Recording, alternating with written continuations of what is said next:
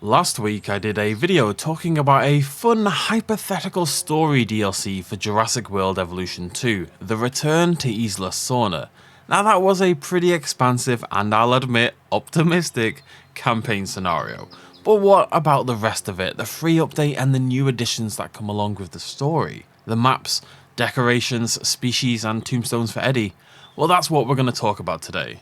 I want to thank you all for the comments and suggestions last week. Some of them have been folded into this video along with my own stuff. Let's get started. The map. We of course already have an Isla Sorna map in Jurassic World Evolution 2, but for me there's two things holding it back that I'd like to see rectified in this entirely made up scenario. The first is that the current Sorna map is a slice of a much larger island.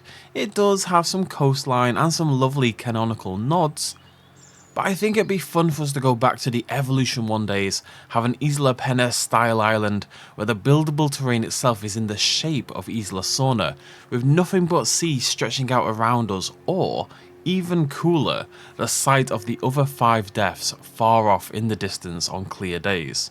Now obviously it would be a lot smaller than the actual island, but it would make for good variety from the existing Sorna. The other major problem with our existing Sorna is that it's very tropical, very Jurassic Park 1 coded. And that takes us to our second topic. The natural stuff. Plants, baby, plants. A full redwood forest style Isla Sorna would be a dream come true, as well as a proper redwood forest foliage brush. The closest thing we have to this atmospherically is the Biosyn Sanctuary map with its more temperate foliage and with the mist crawling through the tree line. Imagine that same effect but with a forest of gigantic redwoods instead. Redwoods are for me the most iconic tree, other than Big Tree obviously, in Jurassic history, so it'd be awesome to see them properly integrated into Evolution 2. Now I should note we do have an option for redwood forests on particular biomes, but it needs fusing with the tropicalness of Isla Sorna to work properly, and if I'm honest the current option lacks the height and the denseness of a true Sorna redwood forest. It's a little bit lackluster. Speaking of which, Udemon V suggested in last week's video something I'd love to see: long grass, referencing possibly the most iconic line of the Lost World Jurassic Park. A long grass brush tall enough to entirely obscure your small carnivores would give our exhibits yet more variety, offer some really cool hunting spots, and give more opportunities for horror themed hijinks, which you know I'm always on board with. There's a lot of other more naturalistic, placeable decorations that would fit really well with Isla Sorna. Waterfalls, mud pits, caves that can act as shelters, we'll get to that again in a second, and maybe a swampy water brush with appropriate swampy plant life. Isla Sorna to me is wild. That's its big selling point. It's a swill of different biomes and foliage types, and is all about the dinosaurs living free amongst the wreckage left behind by InGen. Foliage and other natural stuff is really the place to push that atmosphere hard. Dinosaur species. The dinosaur aspect though is a little bit trickier. In terms of new species, there's really not much to pull from Isla Sorna, as Frontier have done a good job already bringing across the various canon species, and Microceratus doesn't really have Sorna vibes. I believe the only species mentioned to appear on Sorna but that isn't present in Evolution 2 is Hadrosaurus, which was on Roland Tembo's dinosaur info sheets. Not the most exciting addition, but it would make sense to include. In terms of variants though, there's a lot more fun we can have here. Now recently Frontier went back and added Frontier variant skins for a bunch of existing dinosaurs, including ones that made their appearance on Isla Sorna, like the Jurassic Park 3 style Brachiosaurus. But you know what's missing from that list? The Velociraptors.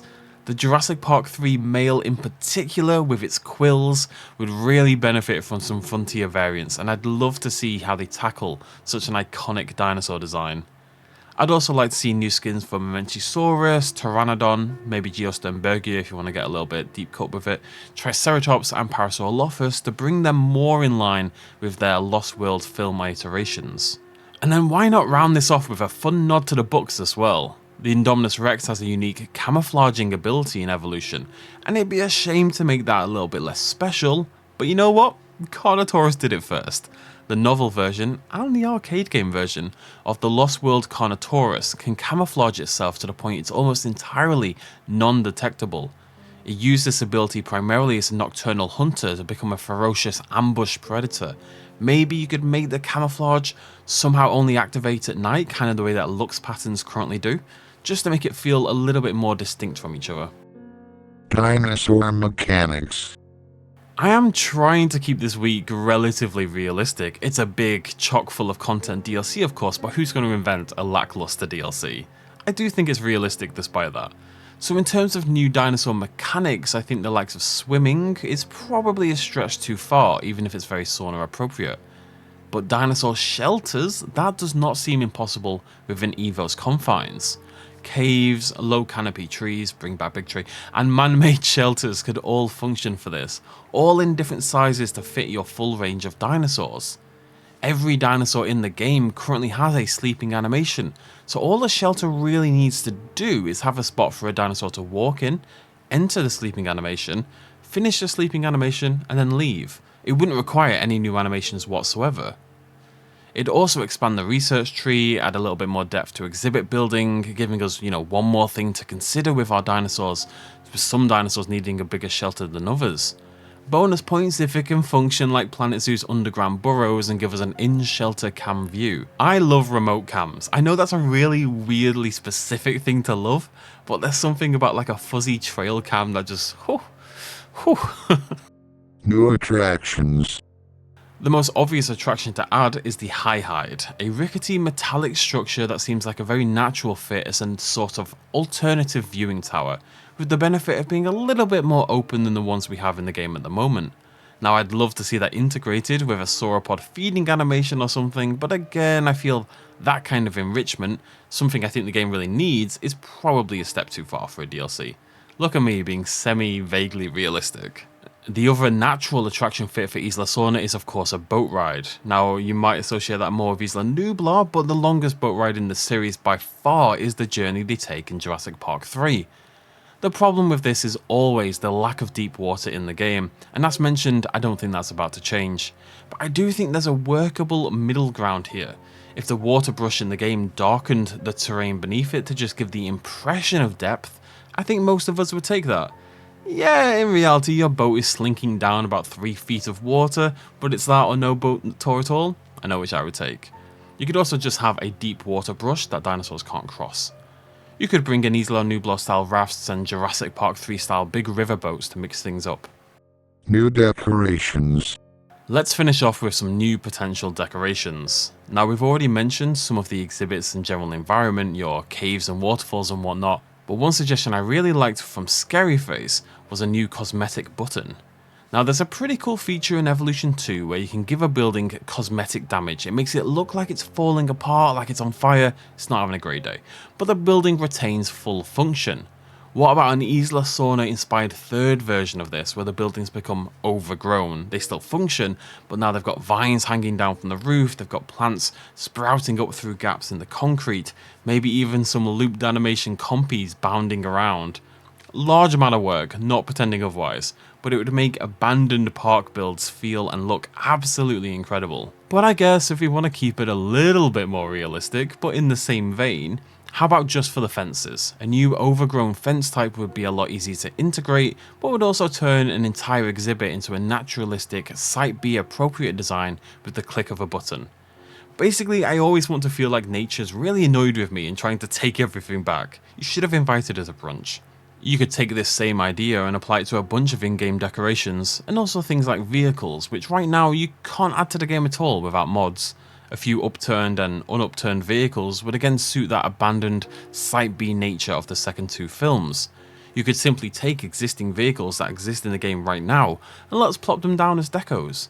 And maybe throw in some bonuses like the trailer and the game trail vehicles from The Lost World and the overturned truck from Jurassic Park 3. If I had one big request for a placeable decoration though, the thing I want more than anything else, it's placeable mist. I nearly always play this game on Biosyn Valley because the sight of the mist seeping through the trees is absolutely always worth it, and it makes for such dramatic looking exhibits and screenshots. If we could place down an item that emitted a low-lying mist on every map, I would Well, I'd use it on every single map. You might have to limit its usage for the purposes of the CPU to maintain your FPS, etc.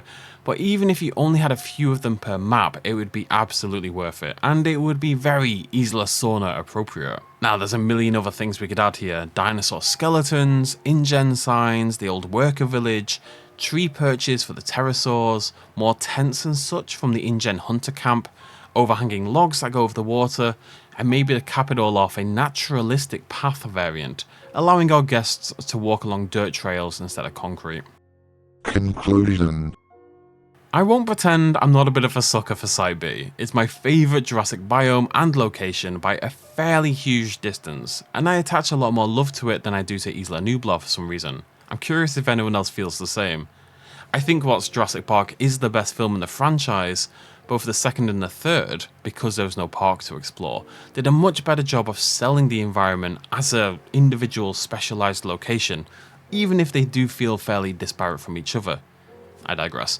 There's a huge amount of scope here in a return to Sorna, and whilst I understand the franchise wants to move forward and open new doors, we're on the mainland now, if this is to be the end of Evolution 2, not a guarantee, of course, but if it is, then I'd like to see it go out with a huge dose of nostalgia. The first game did that with Return to Jurassic Park, so why not do the same again for the second game, but with Isla Sorna? That's it from me. Anything you would add, realistic or otherwise, let me know down below, and I'll see you lovely folks very soon. Thanks for joining me. Cheers. Much love. As always. Goodbye.